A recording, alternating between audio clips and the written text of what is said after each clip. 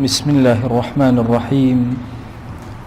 الحمد لله والصلاة والسلام على رسول الله صلى الله تعالى عليه وسلم. ربنا أرنا الحق حقا وارزقنا اتباعه، وأرنا الباطل باطلا وارزقنا اجتنابه. ربنا آتنا في الدنيا حسنة وفي الآخرة حسنة وقنا عذاب النار. إيمان داراني برز وخوشويس، سپاس رب العالمين كين كلطفي لقلا كردين چند روجك لما انجي رمضاني بيروز بروجوبين. وميدا كين خواهي قول التوفيق من بدا أما انقب أكمل وجه جوان ترين وباشترين الشواز روجو من قرآن خاندن من ذكر أوراد من تيا طوابكين. مروفي مسلمان كاتي كسيري نعمة كان رب العالمين أكا وعطية وبخش كان إخوة جل جلاله أكاد هستكا نعمة كان إخوة زور إنه لأجمار ناين هرچی سەرکەوتنێک لە ژیانەکە بەدەستی هێناوە ئەوە عەطیەی خوا و بەخشندەی خوایە بەسەرتەوە، زیرێکیەکەت بەخشندەی خوایە، دەرچوونت لە قۆناغەکانی ژیانە هەمووی ئەکاتە بەخشی خوا جەلە جەلالوهو. ئەو سەرۆت و سامانەی کە بەدەست هێناوە عینەن بەخشی خوایە، مناڵێک کە خوا پێی عەتا کردووی بەخشی خوایە. بینینت، بیستنت، جوڵە و حەرەکەت، هێز و توانات، قسەکردنت هەمووی بەخشی خوایە، زانست و زانیاریت، شەهادە و مەنسەبت هەموو ئەمانە عەطیەی خوان جەلە جەلالوهو. هەندێک کەس وها تێگەیشتووە لە عەطیەی رب العالمین تەنها مەسائیلی ڕزق و سفرەکەی بێت، نە، هەموو ژیانی ئینسان، هەموو ژیانی مەخلوقات، هەموو ئەوەی لە کەونە ئەگوزەرێ هەر هەموو بریتێ لە عەطیەی خوا و هەمووی لە ناوی المعطی خوایە ئەدرەوشێتەوە کە ناوێکە لە ناوەکانی رب العالمین کە بەناوی بەخشندە دێت و ئەبەخشێ. كاتك أتيت خزمة قرآن ربنا الذي أعطى كل شيء خلقه ثم هدى. هرچی مخلوق لسر زوية هموية زينت كخواي قوله هر همويان شتي بي عطا كردون، جياني بي عطا كردون، حياتي بي داون، دوايش هرچی بيوستياتي حياتي أن هي هر هموي بي عطا كردون. أما تنها مروف و جنوك ناقرته وإنسان و جنوك ناقرته همو إنسان بونور أقرته وكخواي قوله هرچيش تفي عطا كردوه هر همو لنيوان كلميش رب العالمين لنيوان كافنونك كخواي قوله أم هموشتي ببني آدم بغير بني آدم عطا كردوه. إنسان كاتك أيوات اشتكاني خواي دزگير ببه، نعمتكاني خواي دزگير ببه، يا بوي زيادو به نعمتكاني خواي جل جلاله فرن كاتك أيوة زياتريان كابسر خويا بيوستي بكليلك هي لخزاني خوا ورقري. أما همو لخزاني خوايا أو كليلة شيك لخزاني خوايا بريتي لدعاء كردن براسي دعاء وبارانا ولالانا وكليلي أو خزانة قوري خوايا كبسر إنسانا نعمة كان أباريني. إنسان هرشتكي بيوز به هر داوايكي هبه أقر كليلي دعاء دسي بيكرت هولي دا خزنكي خوا جل جلاله بسري أكريتو. عائشة رضي رحمتي خوي اللي بروجك روي كردها والله نفرموي سلوا الله تعالى كل شيء. داوي حرشي اشتيك كان حرشي أتانا هموشتيك داوي كان لرب العالمين حتى شسع عن نعالكم حتى وكو أو نعلانيك پنجي قوريان تيا جياك راوتو وقت خوي ببتيك جياك راوتو فرمي حتى أو بتج داوي كان لرب العالمين. چونکە دعا خۆی بۆ خۆی عیبادەتە. ئینسان کە داوا ئەکا لە رب العالمین ورد و درشت گەورە و بچوو هەموو شتێ داوا ئەکا لە رب العالمین و خوای گەورەش پێی عەتا ئەکا و پێی ئەبەخشێ. کە ئەڵێن هەموو شتێک ئەوەی بە مخەیەلەی تۆیایەت ئینسان ئەبێ داوای بکە لە رب العالمین، شەرم نەکە لە مەسەلەی دوعایە. چی لە ناختە هەیە هەر هەمووی زۆر بە جوانی لە کلیلەکەوە داوا بکە لە عەطیەی خوا، لە خەزێنەی خوا. خەزێنەی خوا کەم نابێتەوە. ئەگەر جنۆکە و ئینسان ئەوەڵ و ئاخر هەر هەمووی لە ساحەیەکە کۆبنەوە هەرچی شتە داوای ئەکەن هەمووی خۆی گەورە پێیان عەتاکە لە مڵکی خوا ناقص نابێ، بە ئەندازی ئەوەندە نەبێ دەرزیە بکەیتە ناو دەریایەکەوە چەندێ تەڕەبێ، بەس ئەوەنە لە نەقسی خوا ئەوڵێن لە خەزێنەی خوا نەقص ئەبێ بە ئەندازی تەڕی ئەم دەرزیە کەوا تۆ ئەیکەی بەناو دەریایە و دەری ئێنی واتە خەزێنەی خوا دەریایە. هەموو ئەوەی کە ئەدرێ بە ئینسانیت ئەو شتە بچووکەیە. ئەوەی هەموو بە جنۆکە و ئینسان و کەون و کائینات دەدرێ ئەوەندەیە بۆیە ئینسان دوعاکانی بچووک نەکاتەوە حەسر نەکە داواکە لە رب العالمين أفرمي ما من عبد يسأل الله تعالى إلا أعطاه 3 خصال هیچ کەسێک نییە لە عەبدەکانی خوا دەست بەرز کاتەوە داواکە لە خوا دەست ناگەڕێتەوە بەس داوات کرد ادعوا الله فأنتم موقنون بالإجابة إمام الشوكاني لتحفة الذاكرين أفرمي كدعات كرد سكان برز كرو بلا بسم الله الحمد لله والصلاة والسلام على رسول الله لبين كان الصلوات زور بدل في غمري خوا صلى الله عليه وسلم اتب داواك هرشي داواكي أفرمي چونك الصلوات هم يجيراء برز بيتو أو لبين صلوات كان شاي هم يجيراء إنسان مسلمان كدواء كات إلا يان خوي قول أوشتا مناسبة بي عطاءك يا مناسب نية رب العالمين بهوي أو اشتيكي تري بي عطاءك أمي لبير أباته وكم الله مصيبتي لسل لا أبا بهوي دعاكاني يان لقيامته بلي مسلماني بي برزكاته وات إنسان كدسي برز كده إلا يكي لمس يشتي دزهير ولا رب العالمين كاتب في غمري صلى الله عليه وسلم أمي فرمو أصحابتان إذن نكثر والله ما دام أو هابي هر دز برز كيتو خواشتيك هر بي عطاك وتيان زور دعاءكين في غمري صلى الله عليه وسلم رويتيك نفرمي الله أكثر خوي قورا زور بخشن لترلوا زور كريم ترلوا شي دواءك دواءك بيتان عطاك أدان داتي بيتان أبخشي براسي إما لم زمنيا هستكين دعاش من كم بوتوا برزا كانوا فتنيكي صحوي إسلامي كمي فقه بو وإذا كدين لزورش الدوري خسينوا برواكن إستا زورك ما لدوين يجكان دعاء ناكين بقصي ويكا وترى بدعته زورك ما لو دعايا يعني دور كوتينو بينما في غمري صلى الله عليه وسلم وكل صحيح مسلمة هاتوا برسالة لك أي الدعاء أسمع كم دعاء زور لا يخوى بسرا وجيرا فرموا دبر الصلوات المكتوبات وفي الجوف الليل المظلم لدوين يجا فرزكان وباشترين كاتي إنسانك دعاء تيابك لشوا باشترين كات كإنسان أشياء ماله وقاش خات ماله والسلام كلا من الله كاني باشترين كاتي دعاء صلوات دالة سر في غمري صلى الله عليه وسلم باشترين كاتا دعاء ختم كان باشترين كاتا بو جيرابوني دعاء سجد كان إنسان دعايتيا برزكاته كموسمي جيرابوني دعاء بانك دعاء قامت هم أمانة موسمي جيرابوني دعاء كإنسان مسلم بالدعاء زوزو تيابك بداخل عالمك ئێمە لە زەمانێکە تەنانەت دوعاکانیشمان خەریکە وشکەکە داوا لە خەزێنەی خوا ناکەین داوا لە گەنجینەی گەورەی رب العالمین ناکەین داوا لە دەریای خوا جەل جەلالوه ناکەین واللهی کەلیمەیەک نییە بەدڵتا بێ هەر داوایەک نازێک کە بەدڵتا دێ داوا ئەکەی لە رب العالمین ئیلا خوای گەورە یەکێ لەم سێ خیساڵە بە تۆ عەتاءەکە یەکێ لەم سێشتە بە تۆ عەتاءەکە ئێمە سێ زۆر دوعامان هەیە ئەمە لە خزمەتانە باسی بکەم جورك لجوركاني دعاء أوي إنسان كدزبر زكاته والدعاء طبعا دعاء سنة دعاء بسم الله والحمد لله والصلاة والسلام دس بيبكي سنة دعاء بالثناء دس بيبكي لسورة فاتحة إما كاتي أرين اهدنا الصراط المستقيم بيش أوي بلين خواب من خلص الريراز وتو ما نتشي الحمد لله الرحمن الرحيم مالك يوم الدين إياك نعبد وإياك نستعين إنجا اهدنا الصراط المستقيم وهتثنا من كردوا بيشتر ناوكاني خوا من ريزة بكار هناوا وتمانا تو مالكي تو الرحماني تو الرحيمي تو ربي عالميني خوا بس تو أبسين داويكم بس لتو أكن إنجا داوا من كردوا بويا زانان أفرمون باشترين جوري دعاء ثنايا إنسان كدسي برس كردوا بو دعاء يكسر داوانك لخوا بلي نبي دسا كان برس كروا ثناي خواك خواهي كان تو أوبر وردقاري أوهم نعمة جواند بمن داوة تو الرحماني تو الرحيمي تو مليكي قدوسي سلامي مؤمني مهيمني ناوة كاني خواه هموي كرا وسيليك لبيش قوتا دايبني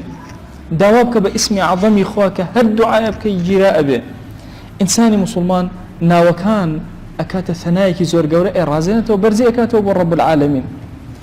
أجر إنسان بلام كاتك أمنا وانا الله تيكلب لقلنا وكانا كاتي وشي أتيخو رزق زيادك الواسع الباسط الرازق الرزاق داوي لبكا أتيخو شفات بدا الشافي المعافي داوي لبكا كاتك إنسان أم كلمات أنا بكاري يعني أبت تيكلبي لقل أنا ثناو مجدي خواهي قولا أو اندبكا تيكلبي أفرمي أجر عبدك لعبدكان حديثك قدسية أفرمي عبدك لعبدكان دسكاني برس كده والدعاء كرد دعاء كان أو أن تشربوا للثناء إخويا أو أن دب جوري تقديس إخويا كرد دعاء كي إخوي لبير شو الله إخوي جورا زور زياتر لوي أدمه أفرمي إذا سأل عبدي إذا ذكرني عبدي من أشغله ذكري عن حاجته أعطيته أكثر مما أعطيته للسائلين أفرمي أجر كسيك ذكري من أو أن تمجيدي مني كرد أو أن دلقل من قلبه اشتكي خوي لبير شو أويك خلق دوايك زور زيادة لوي بعطائك بويا بيغمبران عليهم الصلاة والسلام هند جارك وسويان الدعاء كان لقلبنا لتقديس خويا دعاء كان ينكردو أبني إبراهيم عليه السلام كاتل أجرا أسوتين ري جبرائيل عليه السلام يبولاي دعواك بأخوي ورب بيد عطاك يعني خوي ورب من يبير بتوينات أو أن تمجيدي خوي كرد فرمي علمه بحالي يغنيني عن سؤالي علمي خوا بحالي من وضعي من يتر بيريزناك من داوابكم بويا أم جورة للدعاء زور قورية قورترين بلا برسترين بلا للدعاء كردنا بريتي لوي إنسان لبري دعاء كاني ذكري خواك لبري دعاء كاني تمجيد وقوري خوابك باكو بيقردي وخوا درب بري والله أم جورة للدعاء برز كانم إنسان زور برزكاته إنسان والي أكات قالي أكاته لقى رب العالمين أولا تيكل أبي لقلنا وكاني خوا يتر دواء هجلاك خوا يقول خوي بيعطاك أما جورية كما أولياء جورة أنبياء عليهم الصلاة والسلام جورك لجورة كان دعاء بمشي وازب جوري دوهم كبلي دوهمي دعاء أو يجبريتي لوي إنسان باسي فقيري خوي بك للا إخوانك دواء ليبكا وتجوري كم بس باسي تمجيد وقوري إخواك هج بازناكي خوا خوي بيعطاك زور زيادة لوي كخلق دواءك أداتي جوري دوهم دواءك لرب العالمين بفقيري خوت دواءك دواء اشتكتناكي باسي حالي شر خوتك أنبياء عليهم الصلاة والسلام لكوا أجر اشتكان خصبة الدسي خوان زرري عن كردو أجر خصبة الدسي خوا قازان جان كردو أسير كان يوسف عليه السلام هوارك رب السجن أحب إلي حوصل جتنا سجن بلام سيري موسى كان عليه السلام در بدر كراوة أترسي برسيتي زورنا راحتا دو أفرتاتون ئاوی ئاژەڵەکان بۆ ئەو دوو ئافرەتە ئەدات و یەتەوە لە بن دارێکە ڕائەکشێ چاوەکانی بەرزەکاتەوە ناڵێ خوایە برسیمە ناڵێ خوایە ئەترسم بە شوێنمەوەن ئەم کەلیماتانە بەکارهێنێ ئەفەرمێ ربي إني لما أنزلت إلي من خير فقير يا ربي خوايا من بو أو خيراني توك لأسمان ودا أبارنا خوارو بو سرسري من خوايا من زور فقير ومحتاج بو أو خيران سبحان الله لا تخف نجوت من القوم الظالمين رزقاري أبي لقوم فرعون وترسينا منه إني أريد أن أنكحك إحدى ابنتي خواهي قولي تخاوني آفرتك صالحة غير أمانة خواهي قولي وحي بعطائك إنك بالوادي المقدس طوى إنني أنا ربك فاخلع عليك يعني خواهي قولي الدري خير تنهابا كلماتنا فقير حالي خوي بربري بو خوا درقاي خيري لك الدو يونس عليه السلام لسكي ماسيا كذا لسكي حوتة كذا يعني هواري تشيبو تي خويا رزقارم لا إله إلا أنت تمجيدي خويك خوي بقورزاني لا إله إلا أنت خويا هيج برسراك نتو نبي إني كنت من الظالمين مش فقير ظالم ظلم لنفسي خوم كردوا تنهاء أمي هالبجار خويا قوري درقا كاني خيري بسرا والله كرد پیغمبران عليهم الصلاة والسلام هموان بمشيوازا إنما أشكو بثي وحزني إلى الله باوكي يوسف عليه السلام دواء قرانوي يوسف ناكا إنما أشكو بثي وحزني إلى الله أيوب عليه السلام لقرآن هيش باروسرتو ساماني نما ونخوش كوتوا استهواري شيئك على خويا شفان بدا على ربي إني مسني الضر خويا جان من زراد نارحتي زوري بوهناهم هوارم بولايتوه اتباسي اشتكيناك بلام خواهي قورا لاوي أكاتو خزاني في عطاء أكاتو من الله كاني أداتو رزق سروت ساماني أداتو نبوتي في عطاء أكاتو قوري سرداري خلطي في عطاء أكاتو شون باران أباري أو كل أبارين بسريك كل كان ألطون بوي دولمان بيتو أولا لا يخواهي قورا تشين أو رب العالمين دا صلاتي هبي لسری هەنگێکە جوانترین کانگای هەنگوین دروستکە دەسەڵاتی نییە دەریایەک لە هەنگوین دروستکە ئەو خوای کە دەسەڵاتی هەیە مرۆڤەکان بم شێوازە جوانە خەلقکە دەسەڵاتی نییە شیفایان بداتەوە لەبەرەوە ئینسانی مسلمان جۆری دووهەمی دوعای بریتێ لە زەلیلی خۆی لە بەردەم ڕەب العالەمینە واللهی ئینسان خۆی زەلیل کە لە بەردەم خوایە داوا نەکە بەس خۆی زەلیل کە فەقیری خۆی پیشان بدا بۆ خوا ئەوەندە بەسە بەرامبەر ئەوەی کە ڕەب العالەمین هەرچی ناز و نعمەتە بەسەریا دابارێنە ئەمە جۆری دووهەمە دوعایەکی زۆر گەورەی دوعای ئەنبیایە هی ئەولیای زۆر گەورەیە کە هاتوون بەس فەقیری خۆیان لە بەرامبەر ڕەب العالەمینە بەرز کردوتەوە جۆری سێهەم ئەم دوعایە کە ئێمە ئەیکەین بەڕێزەکانم ئەو دوعایە کە داواکە سەل الله كل شيء هەرچی شتە داوای کە لە ڕەب العالەمین شەرم نەکەی ئەم جۆرەی سێهەمیش جۆرێکی زۆر گەورەیە من لم يسأل الله يغضب عليه هەرچ کەس داوا لە ڕەب العالەمین نەکا خوا بە عەزەمەتی خۆی بە گەورەی خۆی لێ تووڕە ئەبێ والله ئەبێ ئینسان زۆر داواکە لە ڕەب العالەمین بپارێتەوە بلاڵێتەوە نازانێ ئینسان کەی و چۆن و چی بۆ خۆی باشە والله جاری وهەیە داوای شتێکەکەی خراپترین شت بۆ تۆ ئەوەیە كل ڕەحمی خوا ئەوەیە کە ئەو شتت پێ عەتا نەکا شتێکی ترت پێ عەتا بکە بۆیە ئینسان خۆی تەسلیم کە بە ڕەب العالەمین و داواکە لە داوا بە هیچ شێوازێ زەرەر ناکە إلا رب العالمين بهاناويت أي أو كسيك نخوشي مأيوز مبا أي أو كسيك فقيري مأيوز مبا أي أو كسيك وقرزاري مأيوز مبا أي أو كسيك ناراحتيك هي مأيوز مبا أي أو كسيك تاوانباري مأيوز مبا عزيزة كانوا كوتا قسم لخزمتنا إما زور داوي الدنيا أكين كورا بس دنيا كافيني أجر جناهك هي بيرشار سناك لبيوندي بوبك خواي جان فلانة جناهم هي ورا بهانامو شفان بدا يا أكرم الأكرمين خواي أو عيبم هي بوم بشار پروردگارا فلانة هلم هي هرچی أكم بيم شار سناك لبهانامو ورا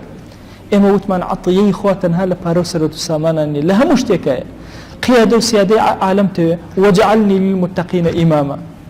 أم دعاية قوري لقرآن بنك بإمام قوري متقي كان خواناس كان دعاء إنسان أبي زور قوري بك لحضور رب العالمين بوي معنويتي برزبه بوي مادي كيشو قرفتي نبي إما همشتك من مربوطة بخواوة إما شكري لك بدسي خوا ما نكبريتي لدعاء كردن أبارينوا ألالينوا دعواء كين ألين پروردگارا لبرخاتنا وجوانا كانت لبرخاتي اسمي عظمت لبرخاتي صفاتي برزت خوايان هرچی پیغمبران علیهم الصلاة والسلام داوایان لێکردووی خوا ئێمەش داوات لێ ئەکەین یا ڕەبی پەروەردگارە هەرچی ئەوان پەنایان پێگرتووی ئێمەش پەنات پێ ئەگرین خوای گیان تۆ گەورەی ئێمەی پەروەردگارە تۆ ڕەحمانی ئێمەی تۆ ڕەحیمی ئێمەی خوای گیان تۆ لە دایک و باوکمان بە سۆستری بەرامبەر بە ئێمە ئەی ئیلاهی داوات لێ ئەکەین بە بەرزی خۆت بە گەورەی خۆت بە ڕەحمی خۆت لە گوناهی ئەمە عەبدانت ببوورە یا ئەکرەم الئەکرەمین خوای گیان لكم كركان من ببورا والله إما بآجاين إما غافلين خواه لتو خواه جان إما فقيرين لبرانبر دولة من ديتو خواه جان إما رجانا سرمان أخينا سرزوي بو عظمتي تو يا ربي خواه جان إما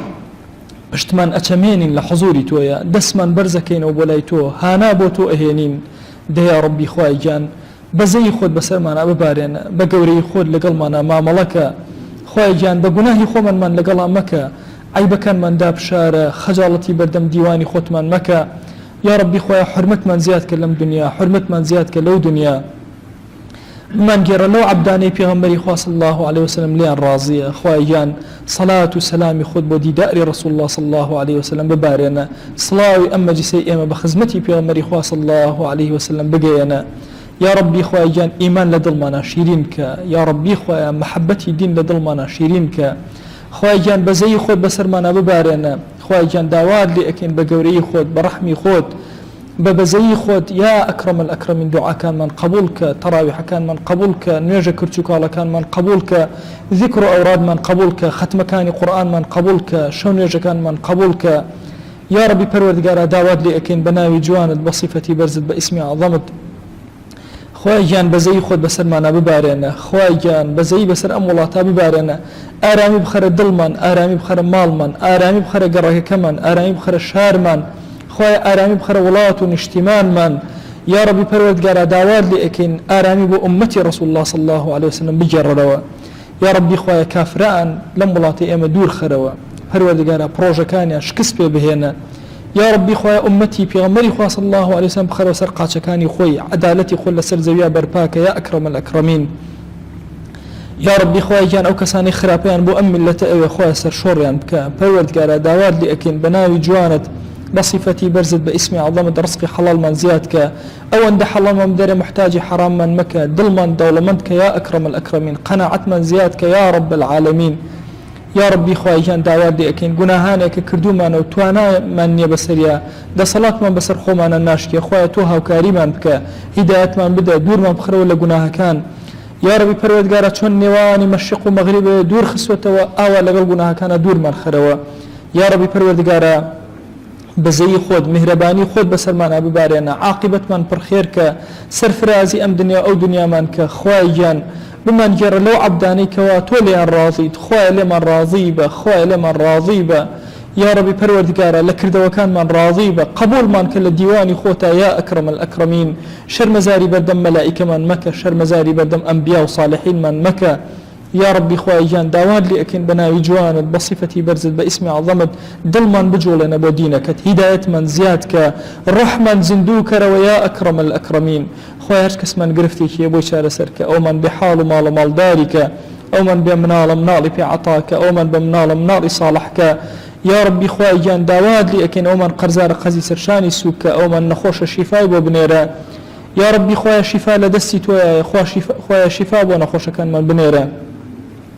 تابد أو مسلماني داوان لكردون يا ربي خويا شفاء بو بنيرة أو جنجاني داوان لكردون تازه خويا جور هدايتي داون يا ربي پروردگار استقامان في عطاك خويا جان استقامان في عطاك يا أكرم الأكرمين خويا جان بزي بسر أمي لتمانا ببارنا لخرا بكاري دور من خروا يا أكرم الأكرمين يا ربي خويا فساد لنا وأمبلاطي إمام مهيلا فساد لنا وجنجكاني إمام مهيلا فساد لنا وأفرتان مانا مهيلا يا ربي پروردگارا رحمته قوري خود بسرمانا ببارنا خواهيان إما لمان يكي زور بيروزا بزماني برجو ليكد لمالكاني تويا ذكري تو أكين يادي تو أكين باسي تو أكين تو بقورة دائنين سباس گزاري تو أكين يا ربي خواه لمن قبولك خواه لمن قبولك خواه لمن قبولك يا ربي خواهي جان لم دنيا درمان مكة بإيمان ونبي لم دنيا درمان مكة بشيطمان ونبي درجات من عليك لنا بهشتا يا ربي خواهي بخزمتي رسول الله صلى الله عليه وسلم شاد منك بأمتي أو قبول منك ومن جرى لو كساني رسول الله صلى الله عليه وسلم دليان بيخوشك يا ربي خواهي جان عقيدو برباور لنخمنا داب مزرنا يا ربي پروردگارا بفسادي فساد كاران دينك من لدزنا دنيا أكرم الأكرمين مزقوت كان من آودانك خويا مالكاني خود آودانك دلي مسلمانان باكر ويا أكرم الأكرمين بخشن دايما زيادك يا رب العالمين يا ربي خويا جان بهاناي هجار كان من ورا حرمتي هجار كان من زياتر بك يا ربي خويا جان داواد لي أكين بناوي جوانت بصفتي برزت باسمي عظمت هركسي خير وشاكي أكا هركسيك آقاي لفقير وهجار لمولاتي إيما هركسي خزمتي مالكاني تو مزقوتكاني تو أكا يا ربي خويا بركتي أسماء وزي بسريانا وبارنا يا ربي خويا داوال لي أكين بناوي جوانت بصفتي برزت باسمي عظمت خويا أم دعانا من قبولك خويا أم دعانا من قبولك خويا أم دعانا من قبولك آمين آمين والحمد لله رب العالمين وصلى الله على سيدنا محمد وعلى آله وصحبه وسلم تسليما كثيرا أبدا إلى يوم الدين.